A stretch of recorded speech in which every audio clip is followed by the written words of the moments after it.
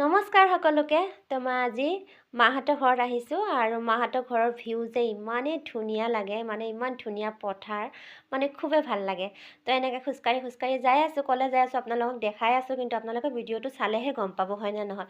তো মোৰ আজি বহুত স্পেচিয়েল, মানে কি ক'ম আৰু, একেলগে সৰুৰ পৰা একেলগে ডাঙৰ হৈছোঁ, এতিয়া মানে বেলেগ বেলেগ হৈ গ'লোঁ হয়নে নহয়। বিয়া হোৱাৰ পিছততো বেলেগ হ'বই লাগিব আৰু।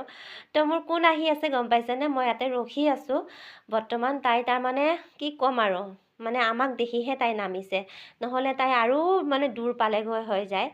তো ফাইনেলি মোৰ আজি বা আহিছে, 1 বছৰৰ মূৰত আহে গম পাইছেনে। তো 1 বছৰৰ মূৰত মোৰ আজি বা আহি পালে, খুব মনটো ভাল লাগিছে।